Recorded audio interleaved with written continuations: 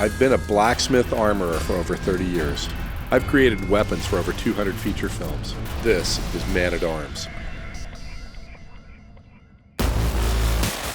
You know, the anime weapons are always my favorites, and I know the fans have been requesting this forever. This is Elucidator from Sword Art Online. I patterned out on paper, just freehand sketched Elucidator's blade and transferred that with a carbide scribe to the 1075 spring steel, and then took that to the bandsaw. Had Brian cut it out with a bimetal cutting blade that cuts through that hard steel.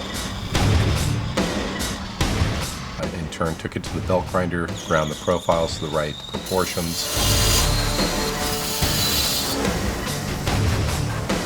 Took a soapstone marker and marked where the internal cutout would be, and again had Brian take that to the plasma cutter and cut out that inner piercing on it.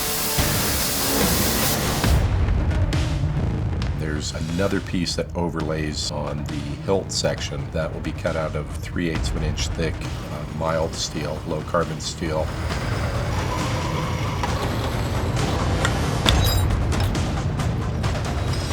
So I'll have Glenn drill the holes here on this.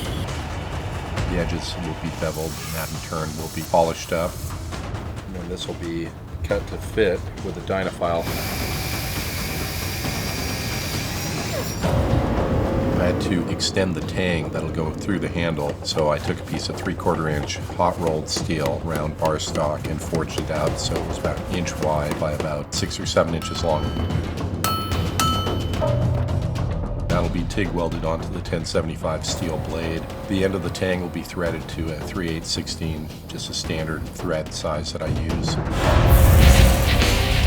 I have Brian on the lathe turning down a piece of pre-machining steel. It's a 12L14 steel. The L designates that it's a leaded alloy. It's a lower carbon steel, so it works pretty easily.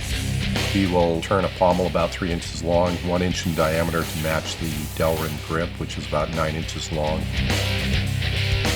Alicia was cutting out some 50 thousandths thick nickel silver sheet using a jeweler's piercing saw. We will be riveting that onto the blade after we heat treat and temper it. I heat treated Elucidator, quenched it in oil. That brought the sword blade to a very hard, brittle condition, and we put it into the electric heat treating oven at about 600 degrees and left it in there for 6 hours, which allowed the blade to relax a little bit, which is called tempering. At that point, when the blade was true and nice and flat, I brought it over to the homemade belt grinder I made when I was 17, using a soft contact wheel and progressing from a 320 grit aluminum oxide belt down to a 600 grit belt, polishing the flats of the blade.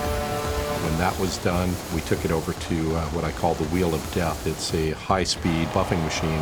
We polished up the flats of the blade and the hilt and pommel, and then we sent that off to an outside processing company that did a black oxidizing finish, which is like a black rust that penetrates the surface of the metal. When that came back from the oxidizer, I took a small angle grinder with a 120 grit disc and sanded down the finish for the bevels. That'll be polished up bright. Applied the nickel silver emblem on the front of the blade, also with rivets. Sharpened the thing up to a razor sharpness. From what I understand, the sword has been recreated by master bladesmiths in Japan for display in a museum. I feel very honored that the fans in the US and worldwide have specified that they want me to make this, so I built this for you.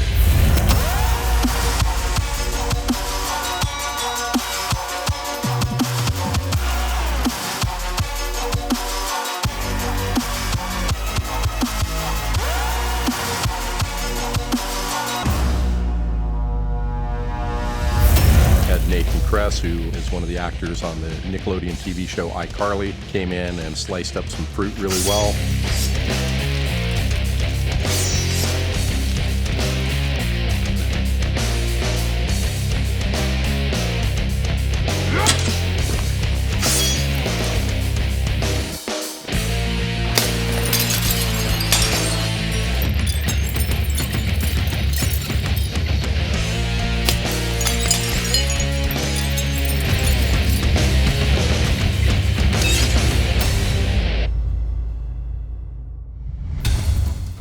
Thanks for watching Man at Arms. Be sure to subscribe. Tell me in the comments what weapon you'd like to see next.